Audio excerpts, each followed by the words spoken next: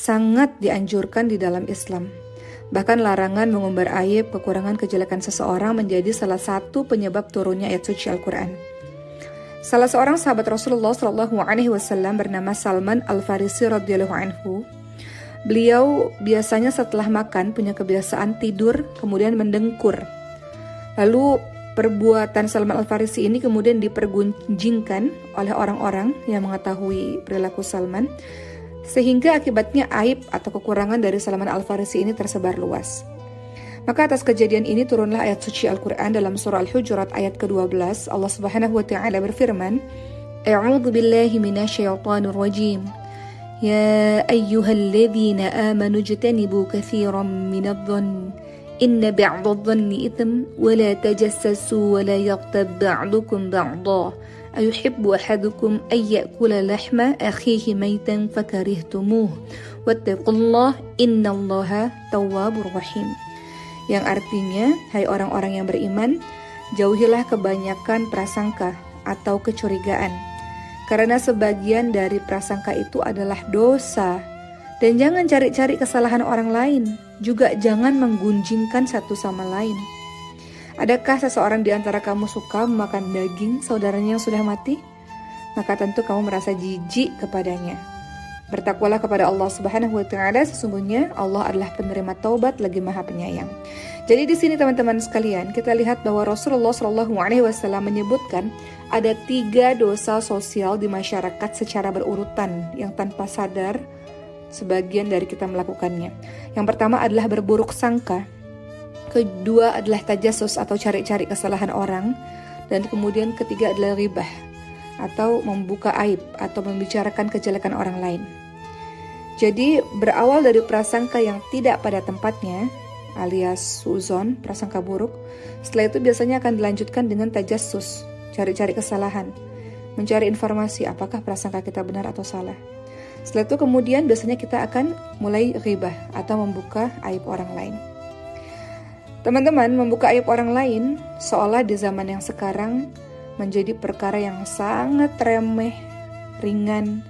Dengan mudah kita membicarakan cacat atau celah pada orang lain, sehingga begitu mudah sekali meluncur dari lisan kita. Kita lupa, sahabat semua. Kita membuka aib orang lain, membicarakan kekurangan, keburukan, celah orang lain, seolah-olah diri kita ini sempurna, tidak ada cacat, tidak ada celah, tidak ada dosa. Ada pepatah yang sering kita dengar, kuman di seberang lautan tampak, gajah di pelupuk mata tidak tampak. Apa maksudnya dari pepatah ini? Kita ini sering disibukkan dengan hal-hal yang sia-sia.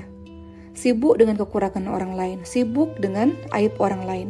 Sementara lupa aib diri kita sendiri yang banyak ini justru tidak diperhatikan. Apa yang sebenarnya kita dapat ketika kita membuka aib orang lain, sahabat sekalian? Kepuasan, kesenangan, bahagia kita menjatuhkan kehormatan orang lain. Kita melakukan perbuatan itu tanpa kita berpikir apa dampak di dunia dan dampak di akhirat untuk kita sendiri. Padahal Allah Subhanahu wa taala berfirman, "Innamal mu'minuna ikhwah." Setiap mukmin itu bersaudara. Seorang muslim, kata Rasul, terhadap muslim yang lainnya ibarat satu tubuh. Kalau ada satu tubuh yang sakit, satu bagian tubuh yang sakit, maka bagian tubuh yang lain juga merasakan hal yang sama. Mari kita lihat perkataan atau sabda dari Rasulullah SAW dalam hadis riwayat Ahmad dan Abu Daud. Kemudian dalam Sahih Abu Daud dikatakan hadis ini adalah hasan sahih. Rasulullah SAW bersabda, "Wahai sekalian orang yang beriman dengan lisannya dan iman itu belum masuk ke dalam hatinya, janganlah kalian menghibah, membicarakan keburukan kaum muslimin. Jangan cari-cari kekurangan mereka. Karena orang-orang yang suka mencari-cari kekurangan, kejelekan, keburukan kaum muslimin, Allah pun akan mencari-cari kekurangannya. Dan siapa yang dicari-cari kekurangannya oleh Allah, niscaya Allah akan membongkarnya di dalam rumahnya walaupun ia tersembunyi dari manusia." Jadi teman-teman sekalian, kita membuka aib orang lain, maka diri kita yang juga punya banyak sekali aib ini pun pastinya akan dibuka oleh Allah Subhanahu wa taala. Sebaliknya, kalau kita tutup aib orang lain, maka Allah pun akan menutup aib kita. orang-orang selama ini senang pada kita, kenapa teman-teman sekalian? Karena Allah telah menutup aib-aib kita di depan mata manusia. Kalau Allah buka, maka orang tahu betapa kotornya diri ini, betapa menjijikkannya diri ini. Maka kalau engkau ingin Allah menutup aibmu, maka tutup aib orang lain. Rasulullah SAW bersabda dalam hadis riwayat At-Tirmidzi, sahabat sekalian. Rasulullah SAW bersabda, "Wa man satara 'ala muslimin fid dunya, satarallahu 'alaihi fid dunya wal akhirah." Yang artinya, barang siapa yang menutupi aib seorang muslim sewaktu di dunia, maka Allah akan menutupi aibnya di dunia dan di akhirat. Saya teringat sahabat sekalian tentang perkataan dari seorang ulama salaf. Beliau berkata, "Aku mendapati orang-orang yang tidak memiliki celah atau tidak memiliki kekurangan, lalu mereka membicarakan aib manusia, maka manusia pun menceritakan aib-aib mereka. Aku dapati pula orang-orang yang memiliki aib, namun mereka menahan diri dari membicarakan aib manusia yang lain, maka manusia pun akan melupakan aib mereka."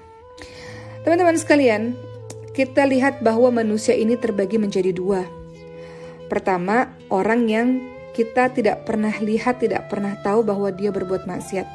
Jadi kalau kita lihat orang yang salih ini, suatu ketika tergelincir dalam kesalahan, maka kita tidak boleh menyingkap atau menceritakannya, karena ini termasuk ghaibah.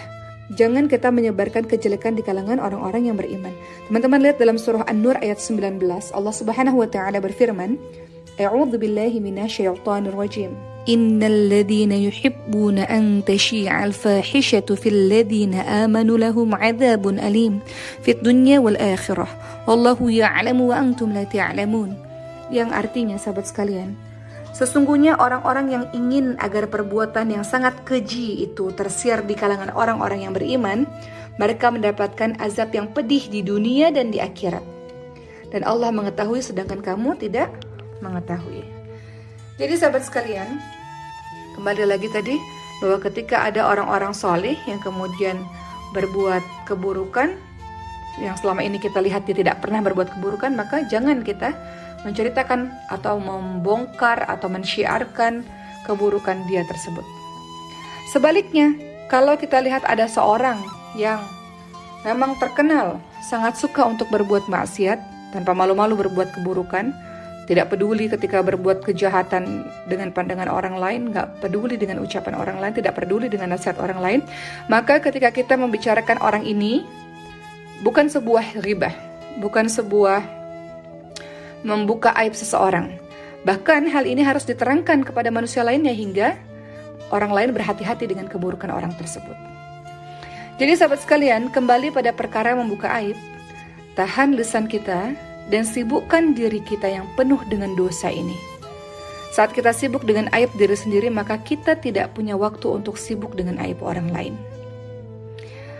Maka pada hari ini saya ingin menutup dengan sebuah kisah dari seorang sufi masyhur dengan akhlak yang sangat mulia dalam menjaga kehormatan seseorang, yang tidak membongkar aib seseorang. Sufi masyhur tersebut namanya adalah Abu Abdurrahman Hatim bin Unwan, atau dikenal dengan julukan si Tuli. Kenapa? Jadi pada suatu ketika Hatim ini, seorang ulama yang terkenal ini, atau seorang sufi yang terkenal ini, pernah didatangi oleh seorang wanita. Wanita ini ingin berkonsultasi perkara agama kepada Hatim, kepada orang sufi yang bernama Hatim ini. Kemudian tiba-tiba wanita tersebut buang angin dengan suara yang sangat keras, teman-teman sekalian, hingga terdengar oleh Hatim. Tentu saja perempuan ini merasa sangat malu, merah padam wajahnya, merasa tidak sopan terhadap ulama yang sangat hebat di depannya. Maka ketika mendengar bunyi buang angin ini, apa yang dilakukan oleh Hatim? Tidak bereaksi apa-apa. Tidak ada perubahan apa-apa dalam raut wajahnya. Sampai perempuan ini dengan sangat malu berkata, "Sebetulnya saya ingin bertanya kepada Anda tentang suatu perkara." Kemudian Hatim pun berpura-pura tuli. "Ada apa, Bu? Ada apa, Bu?" Sampai kemudian sang wanita tersebut mengeraskan suaranya, lalu Hatim mengatakan, "Ada apa? Saya tidak bisa mendengar karena saya tuli." Kemudian teman-teman sekalian, perempuan tersebut pun menjadi lega karena mengira Hatim itu benar-benar tuli. Maka sejak kejadian itu, Hatim menjadi orang yang pura-pura tuli demi menjaga perasaan sang perempuan, sehingga ia pun dijuluki sebagai si tuli. Maka gelar si tuli ini dinisbatkan kepada Hatim selama 15 tahun demi melindungi martabat perempuan tersebut. Inilah sahabat sekalian, bagaimana sikap seorang muslim dalam menjaga kehormatan saudaranya sendiri. Jadi sahabat sekalian, kita tidak perlu bercapek-capek memikirkan aib orang lain atau bahkan menceritakan aib saudara kita di hadapan orang lain. Kita berkonsentrasi kepada aib kita sendiri. Aib kitalah yang paling tahu. Adapun aib orang lain kita tidak pernah tahu mengenai seluk-beluk hati mereka. Anggap diri kita selalu lebih rendah daripada orang lain sehingga kita tidak punya kemampuan, tidak punya kuasa, tidak punya hati untuk membuka aib orang lain. Kita akan mendengar bagaimana perkataan dari Abdullah Al-Muzani. Beliau mengatakan, jika iblis memberikan was-was kepadamu bahwa engkau lebih mulia dari muslim lainnya, maka perhatikanlah. Jika ada orang lain yang lebih tua darimu, maka seharusnya engkau katakan, orang tersebut telah lebih dahulu beriman dan beramal solih dariku, maka ia lebih baik dariku. Tapi jika ada orang lain yang lebih muda dari kita, maka seharusnya kita katakan, aku telah lebih dulu bermaksiat dan berlumuran dosa, serta lebih pantas mendapatkan siksa dibanding dirinya, maka ia sebenarnya lebih baik daripada aku. Begitulah teman-teman sekalian, kita senantiasa menganggap diri kita lebih rendah daripada orang lain, sehingga tidak mampu untuk membuka aib orang lain, tidak sampai hati untuk membuka aib orang lain. Yang harus kita ingat sekali lagi adalah bahwa kita sibuk dengan aib diri kita sendiri, dengan kesalahan diri kita sendiri. Umar bin Khattab radhiyallahu anhu pernah mengatakan, hisaplah dirimu sendiri terlebih dahulu teman-teman sekalian, sebelum nanti kita dihisap oleh Allah Subhanahu wa taala. Jadi insya Allah mudah-mudahan setelah mendengarkan penjelasan ini, kita menjadi orang yang berhati-hati terhadap apa-apa yang keluar dari mulut kita. Semua yang keluar dari mulut kita adalah hal yang bermanfaat, adalah hal yang penuh dengan kebaikan-kebaikan, bukan untuk menceritakan keburukan orang lain yang menyebabkan orang lain benci satu sama lain, menyebabkan permusuhan dan sebagainya.